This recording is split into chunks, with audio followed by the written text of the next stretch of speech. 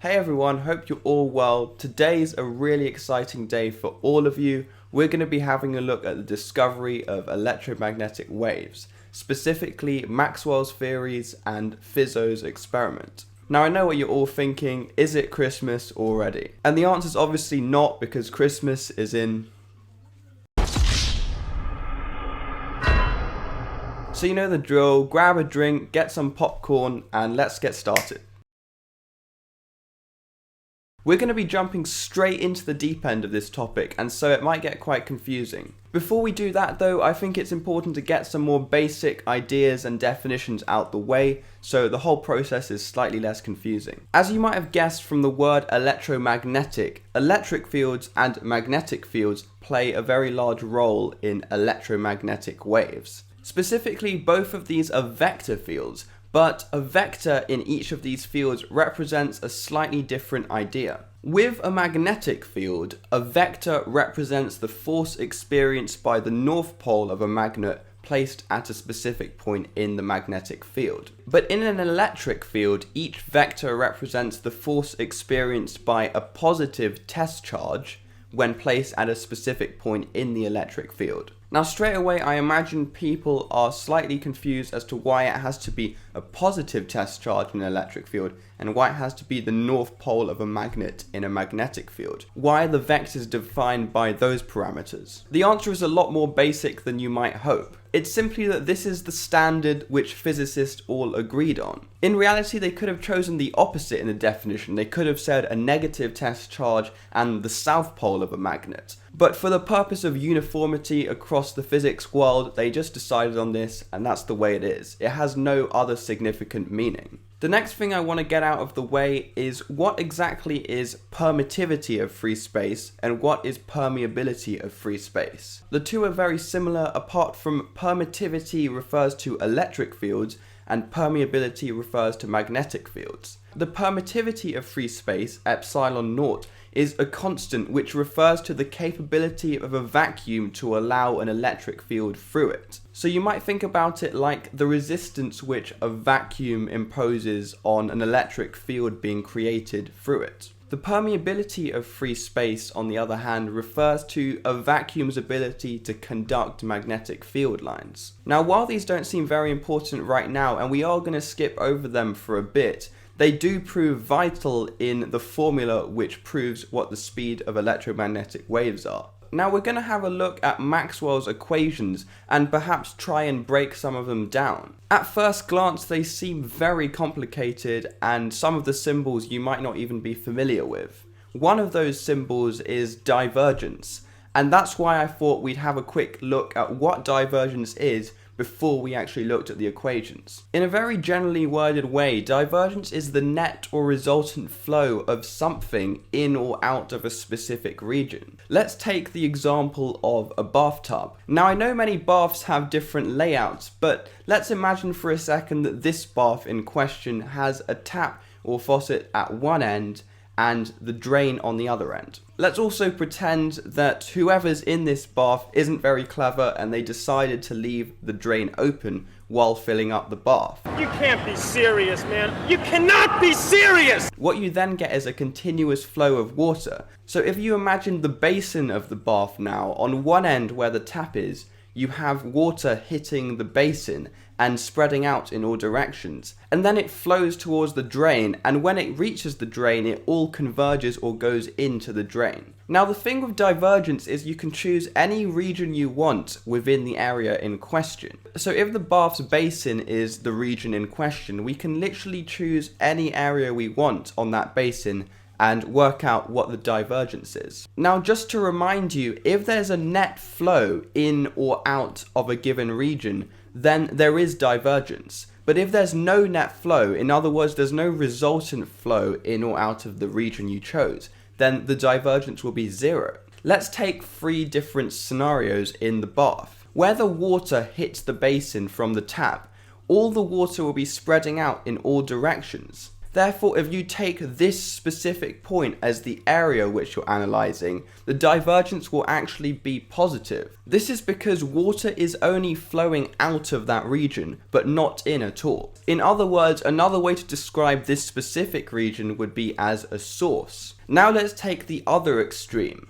Where the drain is, all of the water will be converging into a specific point, or flowing inwards from all directions. So if you take this specific region as the area in question, the divergence will be negative, because water is only flowing into the region, but nothing is flowing out. In other words, this is known as a sink, which makes sense if you think about it. The final scenario to consider is what happens in the middle of the basin, in other words, in between where the water hits the basin and exits the basin. Well, the water will all be flowing in one direction, so it will be flowing from where it hits the basin to where it exits it, but all the vectors will be pointing in the same direction. So if you take the center of that basin as your region in question, water will both be entering and exiting the region continuously at a constant rate. This is quite intuitive if you really think about it, but also if you just draw arrows along the entire basin and you draw a circle for your region,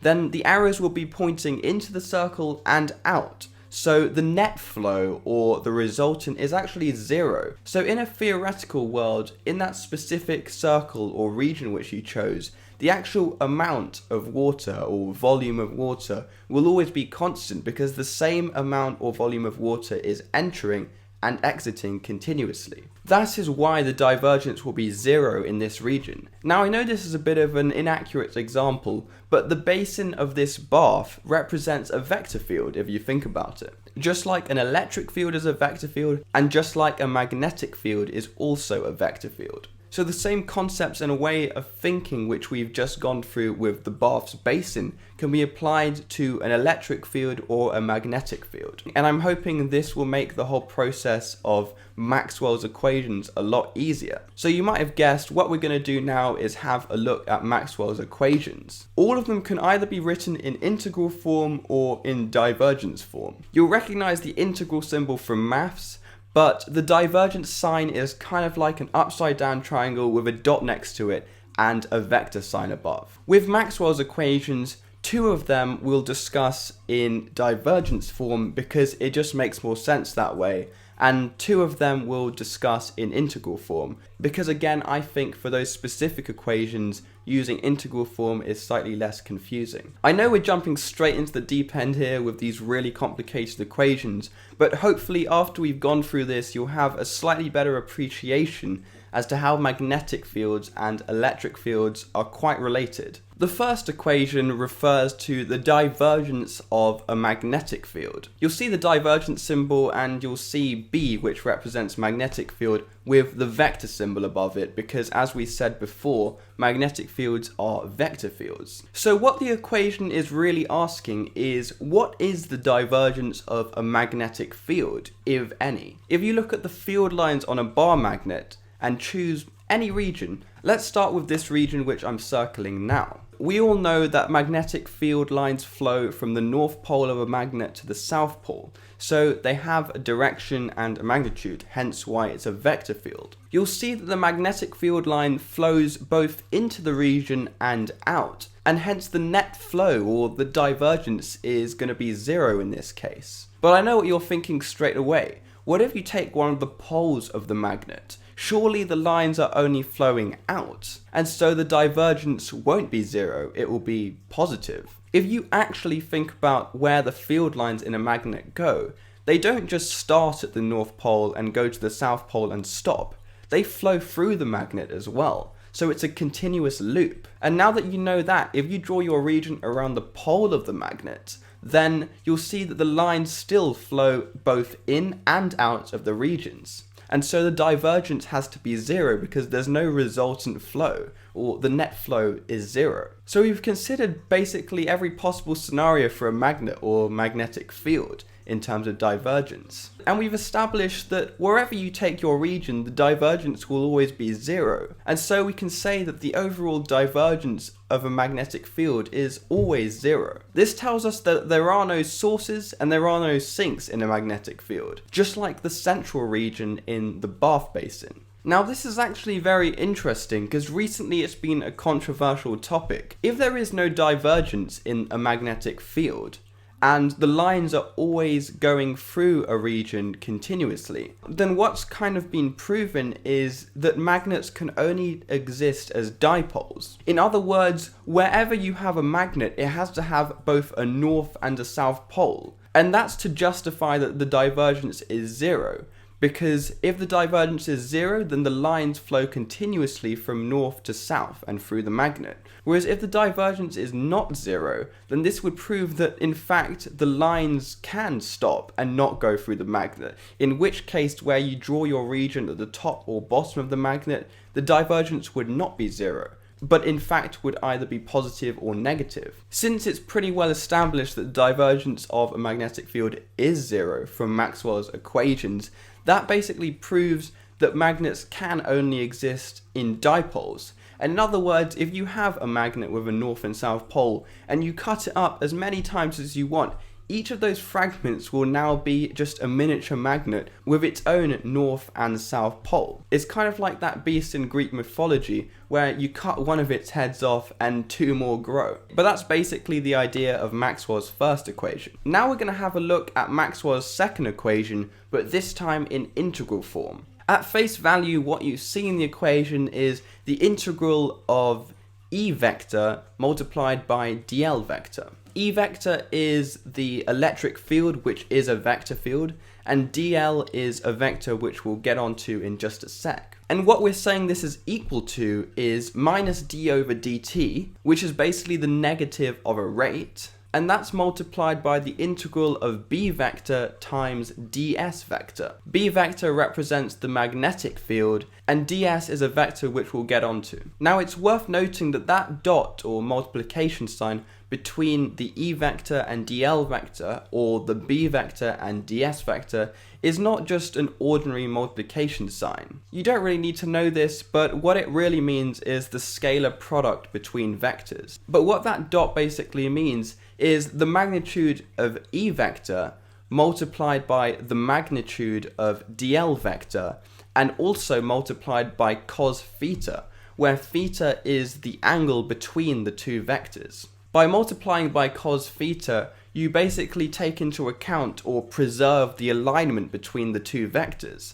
Otherwise, you don't really take into account their direction. It's not so important that you know this, but it is quite interesting for the more inquisitive of the lot. What we're going to do is take each side of the equation completely separately. So starting with the left side of the equation, if you draw a circle and then draw very small tiny vectors going all the way around the perimeter of that circle, and label these vectors dl, which represent a very small portion of the perimeter in terms of size, and also maintain the direction of the circle at that point. Essentially, the idea is that if you draw enough of these, the combination of all of these dl vectors will actually make up the perimeter of the circle. Now, if you take a specific dl vector, the magnitude of the E vector multiplied by the magnitude of the dl vector cos theta at this specific point, where theta is the angle between the two vectors, represents how much of the E vector is acting in the direction of this specific dl vector at that point. Since we know that cos 0 is 1, or in other words, a maximum, if the electric field's vectors and the dl vectors are aligned at any point, then the angle between them will be 0, and hence cos theta will be a maximum, or 1. That means that when you multiply the magnitude of the electric field's vector and the dl vector by cos theta, you'll get the magnitude of the electric field vector multiplied by dl vector multiplied by 1, which will give you the maximum possible contribution at that point. In other words, the effect of the electric field at this point is a maximum. Now, this evaluation can be done at every single dl vector, or every point along the perimeter, and the total electric field contribution over the perimeter can be found. And that's what the integral is basically saying. When you integrate, you basically divide an area under a graph into many different trapezia, and you sum up all of their contributions, or all of their areas, to get the total area. Just like that, in this case, you're summing up all of the separate portions of perimeter vectors and finding a total. Now consider that circle that you just analysed to be a circular piece of wire with electrons in it. What we've just analysed can effectively be applied to this scenario. We've just worked out what the electric field strength at every given point along the perimeter is, and basically summed all of it. If there's charge in this wire, or electrons in other words, the electric field strength at each point will affect how much energy the charge is given. If the electric field strength is very large at a given point, the charge will be given lots of energy. And the opposite is also true. If the electric field strength is very low at a specific point, then the charge will not be given much energy. Now this is where it gets quite cool. If you think about your definition of voltage, or EMF, you have V equals E over Q, where in this case E represents energy.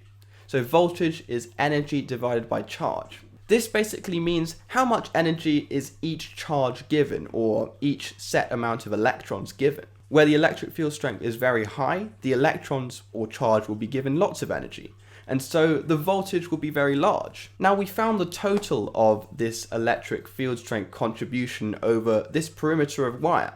So we can basically find out what the voltage, or what the EMF across this wire is. Because we have the total amount of charge in the wire, but also we have the total electric field contribution across the entire wire. So just plug it in, V equals E over Q, and you can find your voltage. And of course, the higher the electric field strength, which we've summed across that perimeter, the higher the voltage will be, because V is directly proportional to energy. Now, we've had a look at the left side of that equation, but let's have a look at the right now. Forget about the rate function at the moment, and let's just look at that integral again. As we discussed before, when you integrate something, you basically divide the thing in question into lots of parts, and look at the sum of the contribution of all of those parts to get the total effect within the limits of the integral. So let's take that same perimeter that we looked at on the left, and instead of considering parts of the perimeter, we're now going to consider lots of different sections of area within that region. So for the purpose of visualization, let's take a tiny little portion or area of the total area,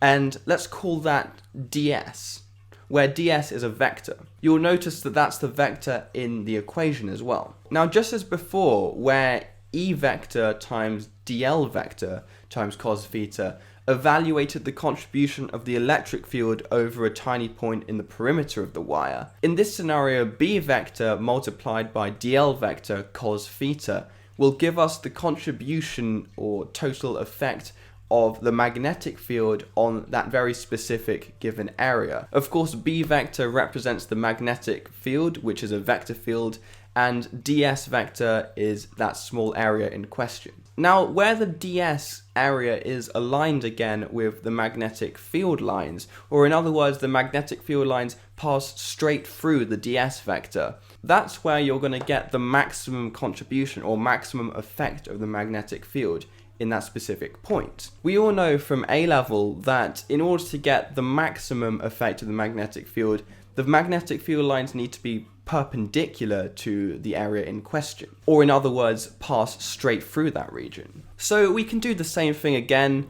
We look at each specific contribution and we sum them all up again. So basically sum up the contribution of the magnetic field at each ds vector. This will give you the total integral, which is the total effect of the magnetic field over the area which you're looking at. The difference here is that we've now got the minus d over dt function. Now all this means is you're applying a negative rate to what you've just worked out. So what you've worked out here is the negative of the rate of change of magnetic field contribution over the area which you've chosen. And this should be ringing some bells. In fact, it's going to tie up very nicely now, because if you remember, magnetic flux, or in other words, B multiplied by A, which is flux density multiplied by area, is actually very similar to what we've been considering here.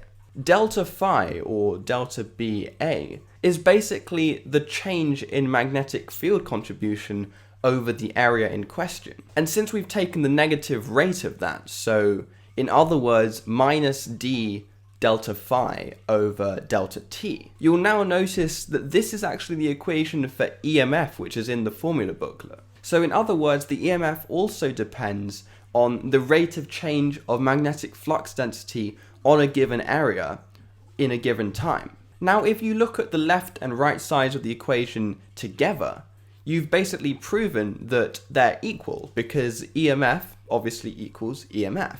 But what's really cool about this equation is that it actually shows a connection between rate of change of flux and an induced electric field. In other words, by changing the magnetic flux in a region over time, maybe by moving a bar magnet in or out, or changing the area in question, you're actually inducing an electric field, or this creates an electric field.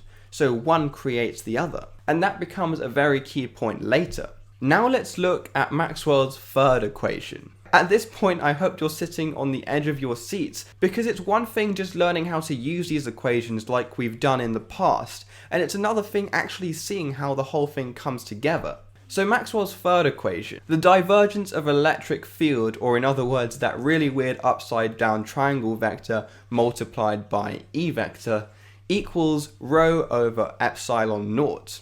Now, this isn't the rho which you're familiar with, which is mass over volume. This is actually charge density. So in this case, it's Q over V, or charge divided by volume. You can see how this still makes sense though. The epsilon naught is the permittivity of free space, which we discussed at the beginning. So if you've forgotten that already, then rewind back to the beginning and then jump back to this point. What this equation is saying is that the divergence of an electric field depends both on the charge in a region and also the permittivity of free space, which is a universal constant. Now, if you put a positive charge, for example, of 1 coulomb, say, in an electric field, the force felt by this charge will depend on the electric field strength at that given point, which is a vector, and also the amount of charge which you've put in that region. Or in other words, is it +1, +2, or +3 coulombs? The same can be said for a negative charge, -1, -2, -3. That's where the equation F equals EQ comes from. Now, in general terms, the divergence of an electric field, which is the left side of the equation, refers to the net or resultant flow of electric field through a given region. With magnetic fields, we actually prove that the divergence is 0 everywhere. Now, wouldn't it be neat if that was also the case here? But unfortunately, it's not. Now, this can get quite confusing, so I thought the best way to present this is with the use of a visual aid, or examples. We all know that with a positive charge, the electric field created has vectors which point outwards, because that's just the way we defined electric fields. So the opposite is true for a negative charge. The electric field lines will all point inwards towards the negative charge, similar to gravity's effect on a mass. Now, what we also know is that the closer you are to the source of the electric field, or the closer you are to the negative charge, the larger the vectors will be in size. So the larger the contribution of the electric field at that point. In other words, the electric field is stronger the closer you are to its source. That's why, essentially, if you imagine the electric field as a vector field, then the arrows or vectors will be getting shorter and shorter the further away you are from that charge. So what we're going to do is similar to what we did with the magnetic field and the bathtub. We're going to choose a couple of regions in the vector field and see what the divergence is. Say you choose your first region here. You'll see that just like with the center of the bath basin or the magnetic field, the vector lines flow both in and out of the region. So the net flow is 0. There is no resultant flow. and so the divergence here must be 0. Let's see how that works with the right side of the equation though. So in this specific region that we chose, there is no charge. The charge density is not within this region. In other words, Q over V, or charge over volume, is 0 because there's no charge in the given volume. So let's sub that into our equation. If divergence of electric field equals rho over epsilon naught, we've just established that rho, or charge density, is 0. So the right side of the equation must equal 0. And in other words, the divergence of the electric field at this point is 0. Now, does that mean that we've proven this to be the same like a magnetic field in terms of divergence? No, not at all. Let's take another region. Remember, for the equations to work, you should be able to choose any point within the vector field, and it should always satisfy your answer, or the right side of the equation. Say we now put that region around the actual charge itself. You'll notice that now it's very different. Just looking at the diagram, this should now look very familiar to you. It looks exactly like a sink, or the drain hole in the bathtub. All of the water in the bath basin at this point, or in other words, all of the field lines are flowing inwards over here, or converging. So this tells us that there is actually a resultant flow here. It's negative, because all the vectors are pointing inwards and nothing's pointing outwards. So we can say that the divergence here is negative. Let's call that minus x. Now on the right side of the equation where we have rho over epsilon naught, let's take rho. In this case, we know that there is charge density in the region, and we know that that charge is negative. So we can say that the charge in that given volume or region is negative, and so the term rho becomes negative as well, since minus q over v is minus rho. Now divide that by epsilon naught, which is just your permittivity constant, and again you get a negative answer, or minus x again. So the important thing here is that the equation is consistent with all different possible scenarios. And so we've shown that in an electric field there can be a divergence, or in other words, the divergence is not always 0 like with a magnetic field. Now that wasn't so hard, was it? So let's move on to the fourth and final Maxwell equation. Now this guy is quite complicated, and to be honest, I don't think it's worth breaking it down in its entirety. What is important to note is what the equation represents, and also to see the connection between this equation and Maxwell's second equation. That's another reason why I've also left this in the integral form, just like I did with the second equation. On the left side of the equation, we've got something which should be recognizable now. In general words, that is the total contribution of a magnetic field in a given area. On the right side of the equation, we've got the current, which you're putting through a wire, and that's multiplied by the permeability constant, which again you can find the definition of at the beginning of this video. And that's added to the rate of change of electric flux this time, multiplied by both the permeability and permittivity constant. And if you're confused as to what the rate of change of electric flux is, it's basically the rate of change of an electric field's contribution over a given perimeter, or in more real life terms, over a wire, for example. Now what you should notice almost immediately is that the wording that I just used is very similar to the wording I used with Maxwell's second equation. There's one very notable difference, which is that it's almost the exact converse. So just like in the second equation where we proved that a changing magnetic field in an area can induce an electric field, here we've basically proven the converse, that a changing electric field can induce a magnetic field.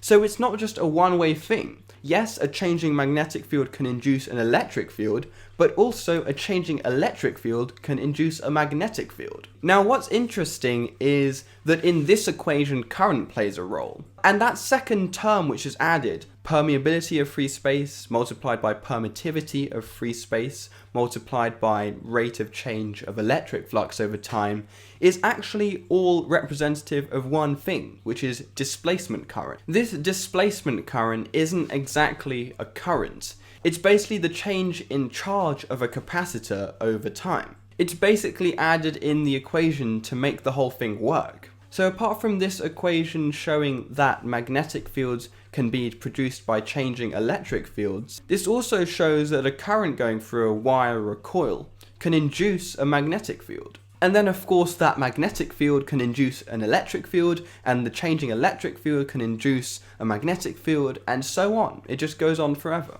Okay, so now we've finally got over those 4 really complicated equations. With this better understanding, we can now go over some of the basics. So one of the things that we just came across is that where there's a changing magnetic field, there's also a changing electric field, and the converse is also true. And this is what an electromagnetic wave actually is. It's the combination of that oscillating magnetic field and oscillating electric field. One important thing to note is that the electric field oscillates perpendicularly to the electric field. And the other very important thing to note is that both of these oscillate perpendicular to the direction that the wave is actually traveling. So in very basic terms, the overall electromagnetic wave might be traveling to the right, and the electric field might be oscillating up and down. And if this is the case, that means that the magnetic field must be oscillating sideways, or in other words, perpendicular to the electric field. Hopefully this sparks a light bulb in your head, because we've come across this concept before, where the direction of energy movement, or the direction which the wave is actually traveling, is perpendicular to the direction of the oscillations within the wave. In other words, if you remember, this is the exact definition of a transverse wave. And so electromagnetic waves are in fact transverse waves. So as touched on before, one way to create an electromagnetic wave is by passing a current through a wire. And if this is an alternating current, then the magnetic field produced will also be alternating, because the current is constantly changing direction. And so the EMF, or voltage, will always be switching between positive and negative.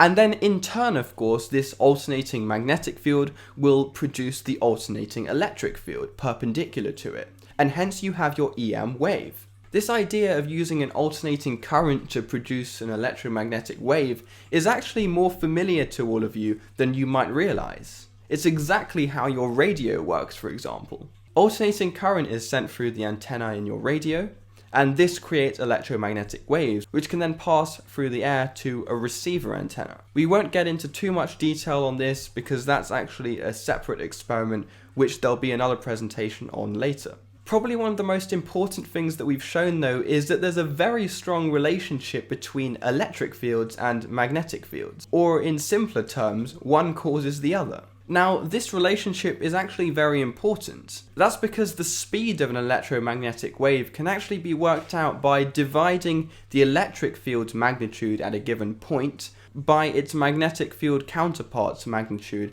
at that given point. So subbing in with some equations which are slightly more familiar to us, mainly from the formula booklet, you can say that this fraction is Q over 4 pi epsilon naught r squared, which of course is electric field strength, divided by permeability of free space multiplied by current over 2 pi r. And that's the equation for magnitude of a magnetic field, or magnetic field strength. Now, with some clever rearranging and substitution, you can simplify this even further to velocity, v, equals 1 divided by the root of the permeability of free space multiplied by the permittivity of free space. And this is of course possible because of Maxwell's 4 equations, which showed the relationship between magnetic fields and electric fields. Hence why both of them are involved in this equation for electromagnetic waves. What I'm going to do to really hammer this point through is I'm going to put the values for epsilon naught and mu naught on the screen.